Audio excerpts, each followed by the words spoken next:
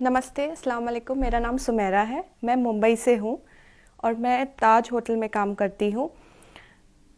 मैं यहाँ इस वक्त एक मैसेज सबके लिए, आप लड़कियों के लिए पहुँचाने आई हूँ दैट मैं इस जो मकाम पे अभी पहुँची हूँ, it was not easy for me, मतलब मेरे लिए आसान नहीं था। मैंने भी काफ़ी स्ट्रगल किया है अपनी लाइफ में सिंस चाइल्डहुड। मैं आपको छोटा सा अपना बैकग्राउंड मतलब बताती हूँ कि हमने क्या क्या स्ट्रगल किया है। हमारी जॉइंट फैमिली थी, हम सब साथ में रहते थे। एक ऐसा टाइम आया दैट जो हमें सेपरेट होना पड़ा। माय मॉम डैड हमने काफ़ी स्ट्रगल किया और हम हर तरीके के घर में रहे हैं, चॉल से लेके जैसे छोटे छोटे स्लम्स होते हैं उस एरियाज़ में रहे, हर तरह के घर में हमने हर चीज़ एक्सपीरियंस की है। लेकिन ये है कि हमने कभी हार नहीं। हाँ, कभी एजुकेशन में प्रॉब्लम आई है, कुछ चीज़ लेनी हो सोचना पड़ता था 10 बार कि नहीं ये नहीं हो पा रहा है। इस वजह से हम मतलब ज़्यादा हमारे पास होता नहीं था उस टाइम पैसे, स्ट्रगल के वजह से 5 इयर्स तो हम ऑब्वियसली रेंट पे रहे हैं। लेकिन हमने ऐसा सोचा था कि हम जितना उस चीज़ में से जितना भी हम अपना सीख सकते हैं, पढ़ सकते, पर हमने पढ़ाई नहीं छोड़ी। We have struggled a lot. Struggle के दौरान हम जिस घरों में रहे हैं, लाइक आपको तो पता ही होगा कि मुंबई की बारिश बहुत आसान नहीं है, वो इतनी भयानक बारिशें होती हैं। तो हम जिस स्पेस में हम रहते थे, हम 5 लोग हैं, हम ज़रा फिट नहीं हो पाते थे। मेरे जो पिताजी हैं वो बाहर लेटना पड़ता था, बट ड्यू टू बारिश वो बहुत मुश्किल हो जाता है, बीमारी भी हो जाती है। एंड छोटे से घर है, 5 लोग के लिए सरवाइव करना इतना आसान नहीं है। और मुंबई जैसे शहर में जहाँ पे इतनी महंगाई है, सब कुछ मतलब बहुत कॉस्टली होता था। उस टाइम पे हमने ऐसे टाइम गुजारा है। उस टाइम पे मुझे अच्छी एजुकेशन लेनी थी बट नहीं ले पाए क्योंकि सिचुएशन हमारी उस टाइम सही नहीं थी।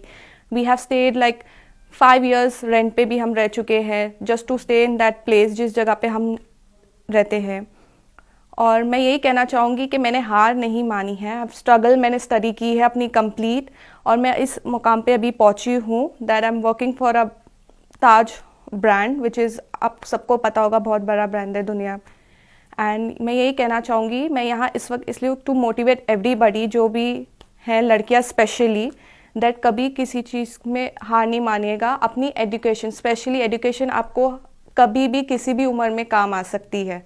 मैं फैमिली तक ये मैसेज पहुंचाना चाहती हूँ दैट अपने बच्चों को जितना हो सके उतना आप पढ़ाइए। एंड ये मत सोचिए कि ये शादी की उम्र हो चुकी है या भी ये उम्र में जल्दी शादी कर देना चाहिए। जो लड़कियाँ स्पेशली, उनको ये बोलना चाहूँगी, आपकी जो ख्वाहिश है, पैशन है, जो आप करना चाहती हैं अपनी लाइफ में, पढ़ना चाहती हैं, प्लीज़ डू।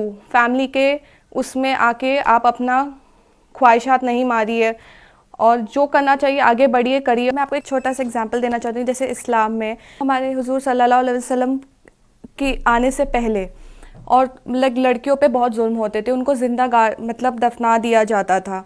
बट उनके आने के बाद उन्होंने अच्छा लोगों को मैसेज पहुंचाया है कि वुमेन्स को जितनी एजुकेशन है अच्छे से अच्छा पढ़ाई, बिकॉज आप जानते ही होंगे कुरान में भी है कि एजुकेशन बहुत हाई है। और हमारी बीबी, वो भी बहुत हाईली एजुकेटेड थी उस टाइम पे। लोगों को ये बात पता नहीं है। और जो अभी मुस्लिम फैमिली की मेंटालिटी है दैट नहीं, लड़कियों को बाहर नहीं निकलना चाहिए, जित उम्र होती है उनकी जल्दी शादी कर देना चाहिए, बट ये सब सही नहीं है। ये एक तरह का उनके ऊपर जुल्म है। हमारे इस्लाम में भी ये नहीं कहा जाता है कि वो तो सपोर्ट करते थे एजुकेशन को, कि जितना अच्छा लड़कियां पढ़ेंगी, आगे बढ़ेंगी, अपने पैरों पे खड़ी होंगी। तो मैं यही मुस्लिम फैमिली को ये बोलना चाहूँगी कि आप वो सोच से बाहर आइए। अब जो घर शादी के टाइम पे डाउरी मांगता है उनमें तो कभी मत करिएगा, क्योंकि जो खुद समझदार अच्छे लोग होंगे वो कभी भी ऐसे चीज़ें नहीं मांगेंगे। और मैं पेरेंट्स को खास करके बोलना चाहूँगी कि देखभाल के अपनी बेटियों की शादी करें। अगर आप करना भी चाहें तो सबसे पहले उनको पढ़ने दें, उनको अपने पैरों पे खड़े होने दें। कल को कोई कुछ हो तो कम से कम उनके हाथ में कुछ रहेगा कि हाँ, मैं अगर उन शादी मतलब डिवोर्स हो गया या कुछ भी हो गया तो मैं अकेले सरवाइव कर सकती हूँ। ऐसा नहीं है कि मैं एक मर्द पे ही बोझ, मतलब अपने हस्बैंड पे ही बोझ बनकर रहूँ, या फिर अपने घर वापस आ सकती हूँ उसी रिस्पेक्ट से जिस रिस्पेक्ट से मैं उनके घर गई हूँ। मेरा यही मैसेज है कि प्लीज़ प्लीज़ प्लीज़ अपने बच्चों को पढ़ाइए, बाहर निकालिए। दुनिया पहले जैसी नहीं है। हम बहुत अच्छी मतलब बढ़ रहे हैं, जनरेशन आगे बढ़ रही है। बच्चे कुछ करना चाहते हैं तो उनको प्लीज़ करने दीजिए, स्पेशली फॉर वुमेन।